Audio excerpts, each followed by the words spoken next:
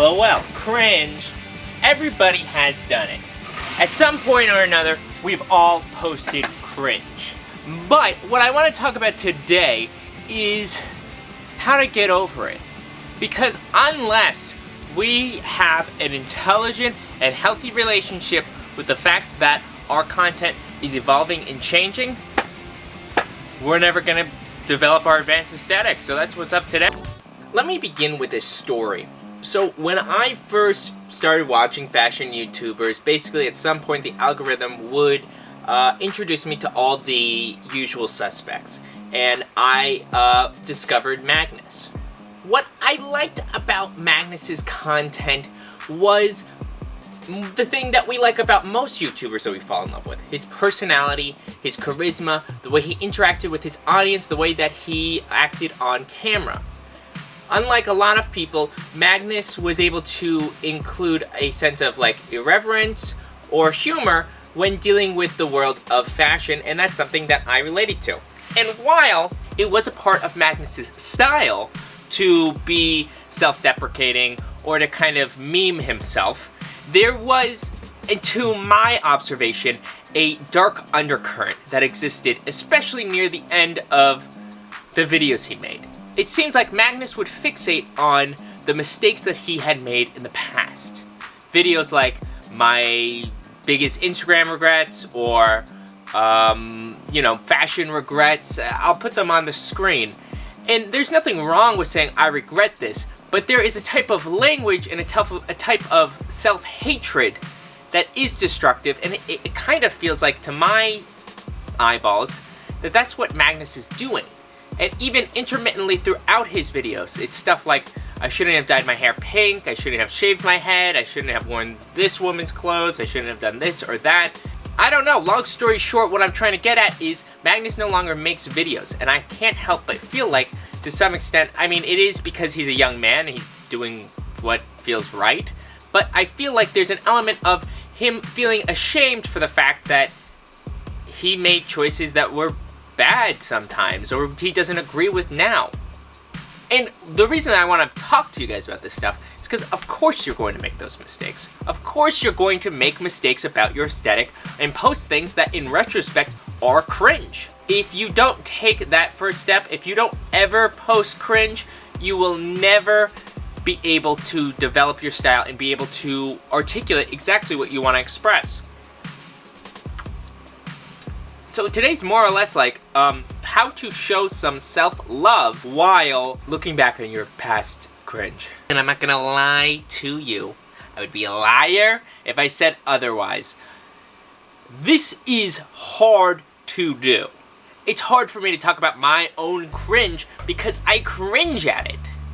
But I can rationalize why I made those choices. I don't know, try to walk you through it. I'm trying to exist as a creator or an identity, a brand, I don't know. Something like that. And I think that it's more authentic, admirable, and ultimately cooler if you show new audience members, show the fact that to get this cool, you have to work hard.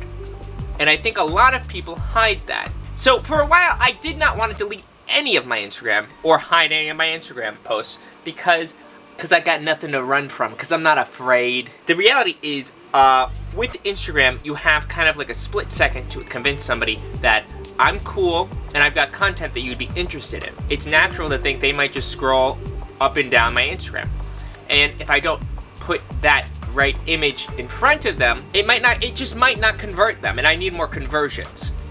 So this is kind of my compromise. I think I'm going to archive a lot of my images on my Instagram, but I want there to be a record that is obvious and easy to see, so if you discover this in the future, and I am like really cool now, you can kind of get an idea of how lame I was. You guys have the time? So let's talk about my Instagram, and I'll include the images on there.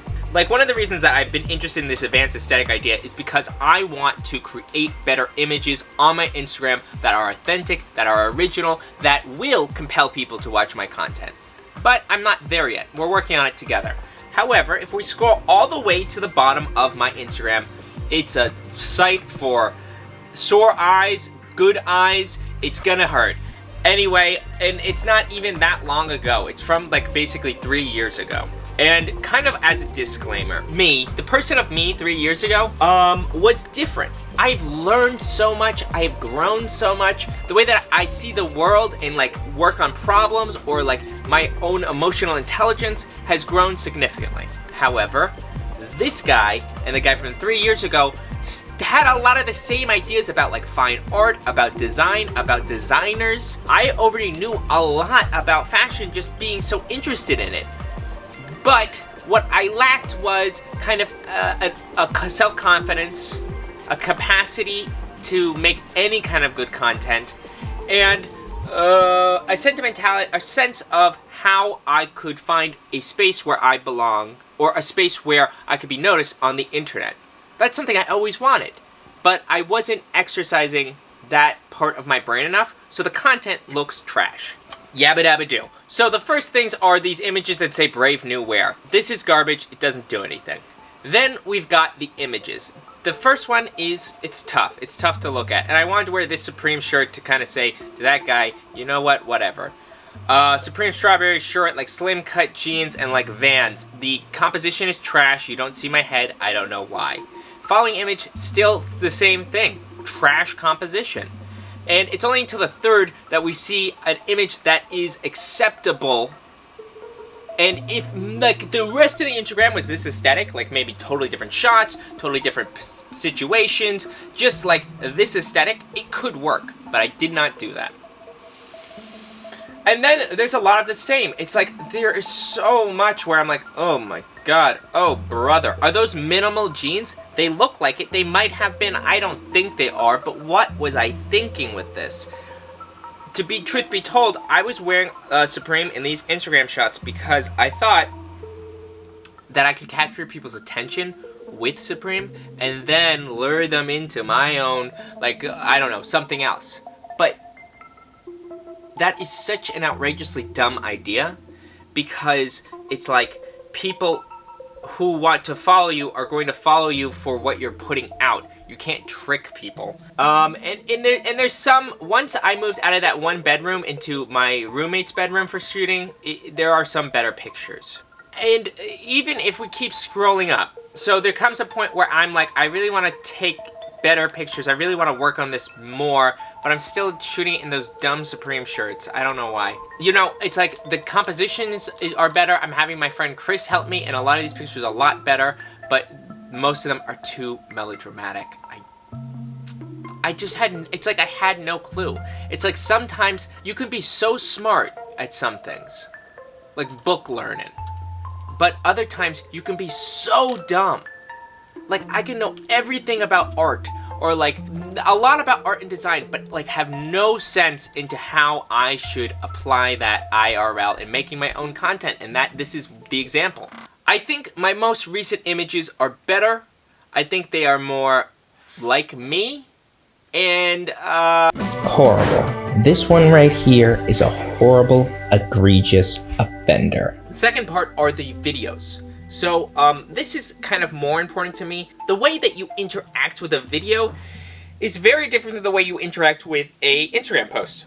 You can scroll all the way down to the end of my videos and take a look at the thumbnails, but that doesn't necessarily mean it's not like you're making the same split-second decisions.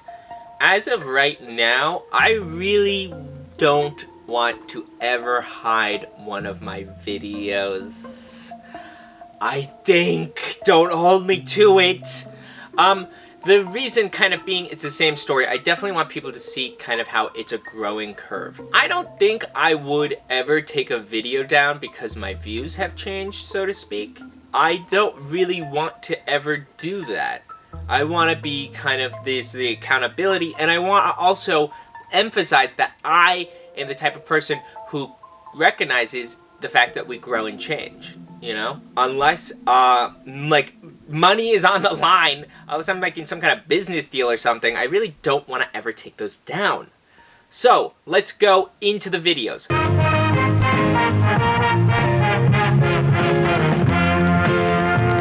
My first video is, okay. Hey friend, thanks for joining me. You know, I was so nervous to make this video. I was anxious. I was anxious about what the response would be, or what people would say about me, or how I should speak or act, but thank God I did. So pros, I do like my hair in this. The lighting is pretty good. I look kind of like a cool dude in mocha mood, but way too obnoxious. Everything's too obnoxious. The pink jacket, the music's too loud. Edge is being utilitarian and technical, but not being a tech wear. Like the next video, I'm in my bathroom. Hey, what's going on? My name's Christian. This is my bathroom. The biggest problem with some of my earlier videos was not a good sense of how to edit them in any way that would make them snappier or better. I will speculate on what I think that might look like based on Ricardo's illustrious legacy. Could you be any slower? His 12 audio was trash. I wasn't spending any time on it. I was just kind of trying to rush it over the weekends, and you know, I kind of wonder. I wonder if it will affect the ultimate growth of this channel. Because I feel like a lot of the early content was just me trying, and I hope YouTube isn't a dick and never lets my channel grow as a result. Did I mention in my very first video, I mispronounced Alix. I call it Alix. I thought that's how it was pronounced. I couldn't find it anywhere. It's Alix Studios. And it sucks, you know? That's the first video I'm trying to say that I'm like knowledgeable or like interested, and I don't even know how it's say it. Is that not cringe? I will look back at this video right now and cringe at it. In a very Leaves of Grass type of transcendentalism, I am speaking to you and to future me right now. I could be angry at the lighting, or my dumb shirt, or the way that you can't see most of the chair, or this background in general, or how like all the shots recently in the fashion bunker aren't as good as they could be. The attention, the audio. I know I'm gonna look back at this and wish I did better, but that doesn't change the fact that I need to make this video right now the way that I think it needs to be made. I'll never become the person in the future unless I do. So there are a lot of videos in between, like the golden era, which we're entering right now. They don't have the kind of elements that would make them entertaining and punchy. Homme Please video, bad lighting, not great. I think I mispronounced Issei Miyake's first name, but Easy Miyake. My Patagonia Extreme review, that one is still pretty funny, and I did take the time to try to make it well, but the audio with that lavalier mic I was trying to use is still trash garbage. And we got this tag guy. So this put me back, and I think it turns a lot of people off who are literally just looking for a review of the baggies, and like it's been one of my most popular videos. We can be critical of our work. We can be say that certain things aren't good enough, or we need to improve other elements, but there is a big difference between self-hatred and constructive criticism that is kind of like self-love. We are not bullying ourselves and telling the person in the past that they were a poser and a nerd. We are not trying to rewrite history and erase what we used to be, or not let anybody know that we used to think like Supreme is cool, or I shop at PacSun or whatever. That is, to hide those things is a lie, and you'll never be cool if you're not authentic about who you really are. Instead, this process of looking at our cringe is about growing and healing and being honest. Even Ernest Hemingway, in one of his earliest article in a newspaper, he was interviewing a mother and a daughter. Something about a kimono was involved. It's all blurry. But I remember that Hemingway really didn't like that. He really didn't like that article, looking back at it, because he's like, my writing was terrible. It's nothing like The Old Man and the Sea. But as a reader, like today, we can read that old article and see the brilliance, the ideas, the style that Hemingway was going to pioneer. Even if it's sloppy, you could still see a lot of who he was. So even if this stuff is trash, even if my first video's trash, I still make some goofs in there. Even if this video's trash, looking forward, you know, when I guess I'm receiving the Academy Award for Best Director for my fashion movie in the future, I could still look back at this and say, you know what? At least he was thinking critically, and he was being smart about how to think about his own work and kind of a work ethic of trying to always improve and not being ashamed of yourself. So the homework assignment for today's video is simple. I want you guys to send me your cringe. Send me one busted fit pic or some other thing. It could be art, it could be music, it could be something you made. I mean, preferably it would be a cringy fit pic. Send me one that you are okay with me sharing. And by all means, send me your before, your after pic. You know, something that you are more happy with. And I would love to share it in an upcoming video because you guys will be taking the first step to being authentic, to being really actually cool. You're showing the world, listen, I didn't start like this. I started from the bottom. Now I'm here, you know? And sure, we can then say, but for new people, I'm going to meticulously tailor what they see. So I hope this kind of episode, this lecture, helped you out to think about how to think about your outfits. And if you did love it, please leave a like. If there's any chance you're new, you better subscribe. And I will always encourage you guys to join my patrons. They're getting content that you don't have access to. They're getting videos early. I'm talking to them and hanging out. I mean, like, we're hanging out all the time now. If you guys want to hang out, if you want to be cool, if you want to, like, matter at all, if you want any sense of worth, you should probably join the Patreon. Link in the description. But anyways, guys, I hope you liked it. This was Cringe, and I'll catch you on the flip side. And this is my first YouTube video. If you enjoyed what you saw, it would mean the world to me. Leave a comment. Let me know what you think. I've been meaning to make videos for a while, and this is my first foray. It's been fun hanging out. I'll see you again later.